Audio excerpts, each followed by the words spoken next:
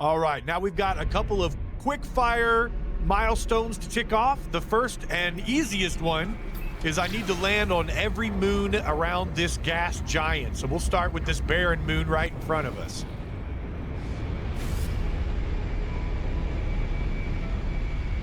Man, you gotta even love how they give a real chill soundtrack to a barren moon. Make it feel more empty and make you feel more alone.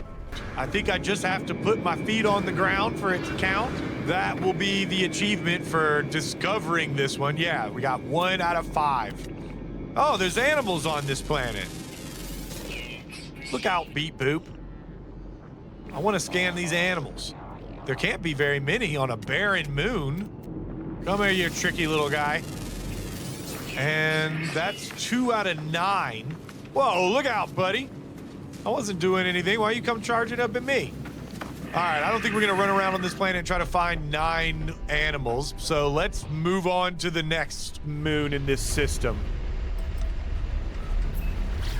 And we go from a barren moon to a lost moon. A lost blue moon even. I'm blue, da da dee da do da da da dee da do da da da dee do da da. This planet is depressingly not blue at all. Hello, games. Come on. What are you talking about? Viking, Viking, Viking, May, Interloper.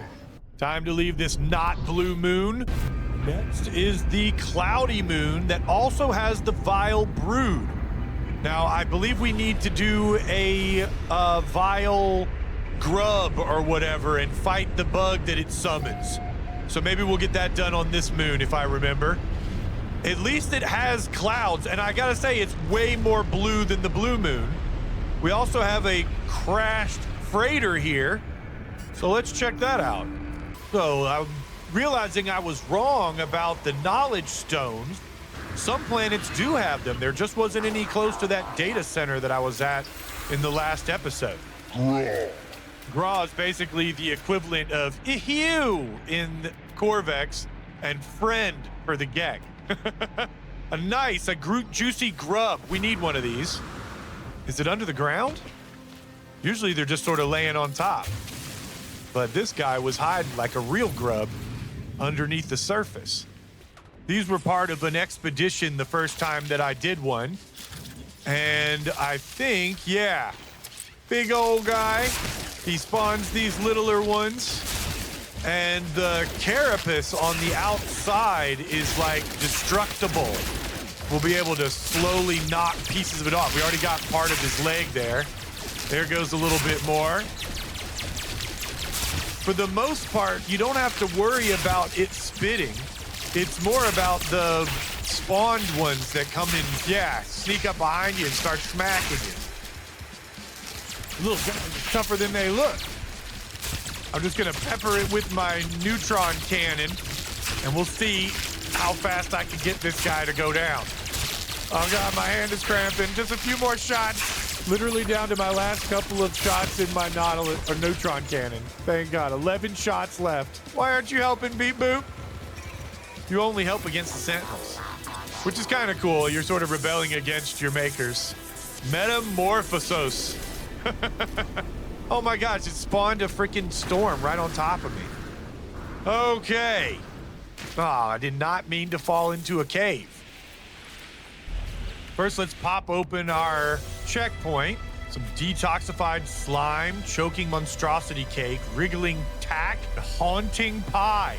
I wish I knew how to make haunting pie in my main game. I'm just struggling to get any kind of good recipes. Somebody helped me out with a recipe for munchie cakes that uses sugar dough and geknip or nip buds. Thank you, Aussie Bob. You are a hero. And anybody else who can send me a good recipe, please put them in the comments. Life goes on, day after day, delivering after. I hope to go home soon. The life of a is certainly not for one like me.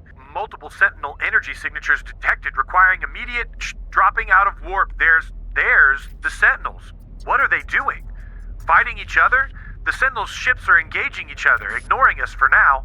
The Sentinels have departed their distress signal nearby, broadcasting 16 on repeat.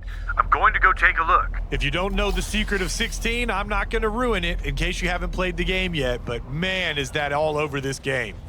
Time for moon number 4. Let's go.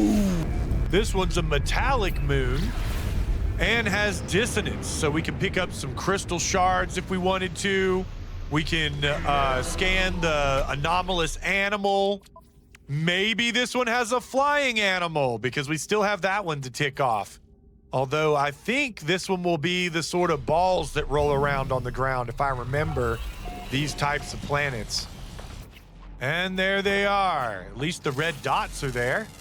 Our little roly-yes, they look like roly-poly friends, but they're invisible roly-poly friends because in this planet they're invisible. All right. Well, we'll go ahead and register them for the 250 nanites. They got an interesting story, long genetic memories, an uncanny ability to predict the future. They eat dihydrogen crystals, and they're riddled with pests. All right, one more to go, and we'll be done with this milestone at least. Well, crap. I marked the wrong planet, guys. Might as well check out what's going on in this little minor settlement that happened to be where I pulled up.